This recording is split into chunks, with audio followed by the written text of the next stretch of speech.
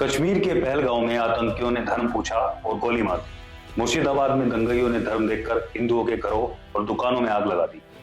धर्म देखकर ही रामनवमी और हनुमान जयंती के जुलूसों पर पथराव होता है।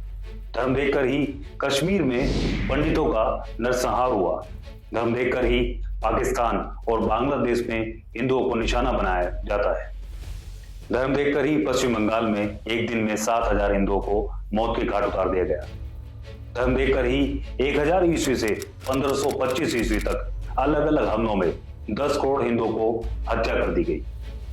धर्म देखकर ही 15 मिनट में पुलिस हटाने की धमकी दी जाती है। धर्म देखकर ही धर्मांतरण और लव जिहाद हो रहा है। धर्म देखकर ही अमेरिका, ब्रिटेन और कनाडा में मंदिरों को निशाना बनाया जा रहा है। धर्म देखकर ही इस देश में 2047 तक इस्लामी राष्ट्र बनाने की साजिश हुई। धर्म के आधार पर इस देश के 2 टुकड़े हो गए। धर्म देखकर ही मंदिरों पर सरकारों के कब्जे हैं। धर्म देखकर ही सनातन को गंदा, डेंगू और मलेरिया जैसे अपशब्द कहे जाते हैं। धर्म देखकर ही हिंदू आतंकवाद जैसे शब्द गढ़े गए।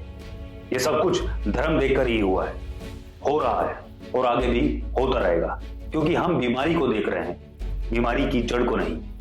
ये जड़ है वो जहरीली मानसिकता जिसका शिकार सिर्फ भारत नहीं बल्कि आज पूरी दुनिया है। कई देश तो इस मानसिकता की भेंट चढ़ गए। आज ना वो देश बचे हैं और ना उन देशों में उनके मूल नागरिक। कसाव वाली मानसिकता आज हिंदुस्तान को निगलने के लिए बैठी है। पहले ही यह भारत के टुकड़े कर चुकी है और फिर से टुकड़े करने के लिए तैयार है। हमारे तथाकथित सेकुलर नेता भी इस मानसिकता को खूब बना देते हैं, लेकिन हिंदू समाज को आज आंखें खोलने की जरूरत है, क्योंकि इन्हीं की वजह से इस देश में सही मायनों में पंथ निरपेक्षता जिंदा है। देश के जिस कोने से हिंदू घटता है वहां ना पंथ निरपेक्षता बसती है और ना ही देश का संविधान।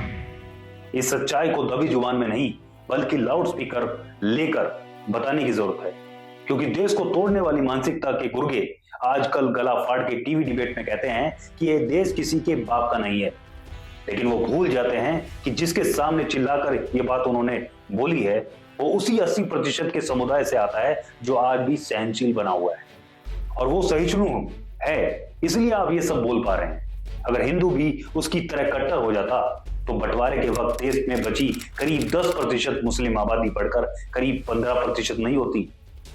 भारत इतिहास में दर्ज घटनाओं से सबक लेने के लिए तैयार नहीं है। भारत यानी हिंदू समाज ने पिछले 75 वर्षों में अपने लिए विशेष कुछ नहीं मांगा है।